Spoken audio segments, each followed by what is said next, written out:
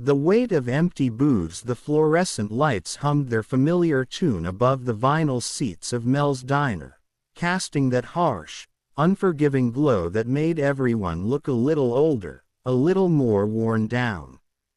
It was the kind of place where dreams came to die slowly, over bottomless cups of coffee and plates of hash browns that had seen better decades.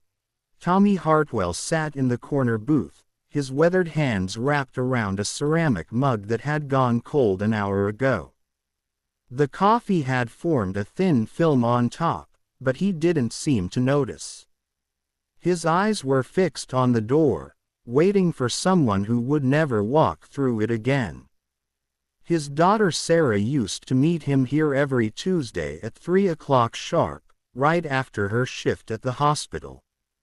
That was before the accident, before the drunk driver ran the red light on Maple Street. The diner felt different now. Everything felt different. At the counter, Martha wiped down the same spot for the 5th time, her movements mechanical and purposeless. She'd been working at Mel's for 37 years, watching the neighborhood change around her like a time-lapse movie. The factories had closed one by one, taking the good jobs with them. The young families had moved away, chasing opportunities in cities with names they couldn't pronounce. What remained were the stubborn ones, the forgotten ones, the ones who had nowhere else to go.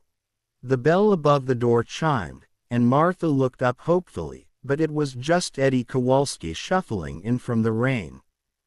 Eddie was 63 and had been laid off from the steel mill 2 years ago. His unemployment had run out, his savings were gone, and his wife had left him for her sister's husband in Phoenix. He ordered the same thing every day: black coffee and a slice of apple pie, because it was all he could afford, and because Martha sometimes forgot to charge him for the coffee. "Rough day out there," Eddie said, settling onto his usual stool. Martha nodded, pouring his coffee without being asked. "Every day's rough lately." In the back booth, Maria Santos sat with her 2 children, 8-year-old Carlos and 6-year-old Elena. The kids picked at their shared grilled cheese sandwich while Maria calculated and recalculated the bills in her head. The diner was warm, warmer than their apartment since the heat had been shut off last week. She'd made the sandwich last as long as possible, ordering refills on the chocolate milk to justify taking up the booth. The waitress understood. Everyone here understood what it meant to stretch $1 until it screamed. Maria's husband had been deported 3 months ago. One day he was fixing Mrs. Henderson's fence.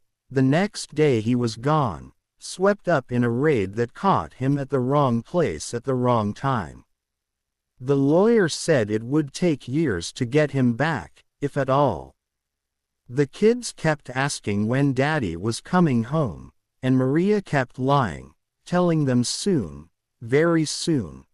Across the diner, Frank Morrison sat alone, his police uniform wrinkled from a double shift. He'd seen too much lately.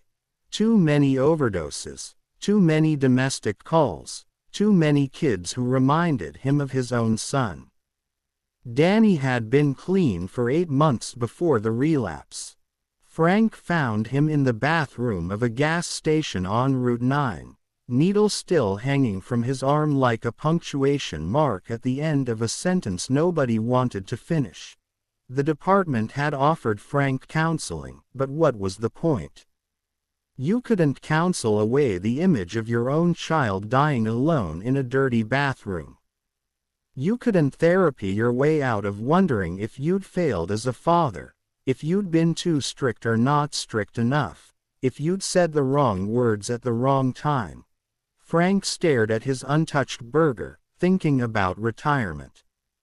26 years on, the force, and for what? The town was dying around him. One closed business at a time, one lost job at a time, one overdose at a time. In another booth, elderly Mr. Peterson sat with a newspaper he wasn't reading. His wife of 48 years was in the memory care unit at Sunset Manor, and she no longer recognized his face. Yesterday she'd asked him who he was, and when he'd said, "I'm your husband, sweetheart," she'd looked at him with genuine confusion and said, "But my husband is young and handsome." He'd left the facility and driven straight to Mel's, because he didn't know where else to go with a broken heart that kept beating anyway. The diner held them all, these casualties of economic decline, personal tragedy, and the slow grinding down of hope.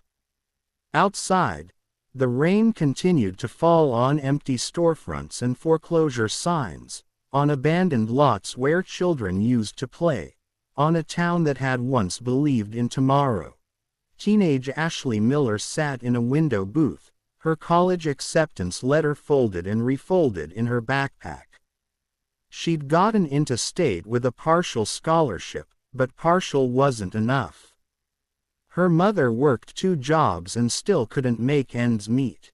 Her father had left when she was 12, and child support was more theoretical than actual. The letter might as well have been written in a foreign language for all the good it did her. She watched the rain streak down the window and wondered if she'd end up like the others, trapped in a place that offered nothing but memories of what used to be. Her guidance counselor kept talking about student loans, but Ashley had done the math. She'd seen what debt had done to her cousin Mike, who was 32 and still living in his mother's basement, working at the hardware store to pay off loans for a degree in business that hadn't led to any actual business. The cook, a heavy-set man named Sal who'd worked the grill for 15 years, flipped burgers with the same precision he'd always had, but his heart wasn't in it anymore. His son Joey had been killed in Afghanistan 2 years ago, and Sal still found himself cooking Joey's favorite meal, double cheeseburger with extra pickles, even when nobody ordered it. He'd wrap it up and put it in the walk-in cooler, as if Joey might walk in any minute, hungry from basic training, ready to tell his old man about his plans for the future. Near the back, social worker Linda Chen sat with her laptop open, typing notes about the families she'd visited that day. 3 children removed from homes, 2 more on the watch list, and 1 teenage mother who was trying her best but drowning anyway. Linda had gotten into social work to save people, but most days it felt like she was just documenting their descent. The system was broken, underfunded, overwhelmed. For every child she helped, 3 more fell through the cracks. She thought about her own daughter, safe in her suburban home with her reliable husband and her 529 college savings plan. Sometimes the distance between her work life and home life felt like the distance between planets. The door chimed again, and this time it was Reverend Williams from the Baptist Church on Oak Street. He'd been making rounds, visiting parishioners who'd lost hope along with everything else. His congregation had shrunk by half in the past 5 years, not because people had lost faith in God, but because they'd lost faith in everything else, including their ability to contribute to the collection plate. He ordered coffee and sat at the counter, nodding to Martha. They'd known each other for 20 years, had watched the town change together, had seen the light go out of people's eyes one by one. "How many today?" Martha asked quietly. 7 visits, he replied. "The Hendersons are losing their house. The Patels are moving to Michigan to live with their son. And Mrs. O'Brien." He paused. "Mrs. O'Brien asked me to help her understand why God would take her grandson but leave her here alone." Martha refilled his cup without being asked. They sat in comfortable silence, two people who'd seen enough to know that sometimes there weren't words for the weight of living. The diner continued its quiet business, serving as an unofficial community center for people who had nowhere else to process their grief, their fear, their slowly diminishing expectations. It was a place where you could sit for hours nursing a single cup of coffee, where the waitresses knew your story without you having to tell it, where the weight of your troubles felt just a little lighter because everyone else was carrying weight too.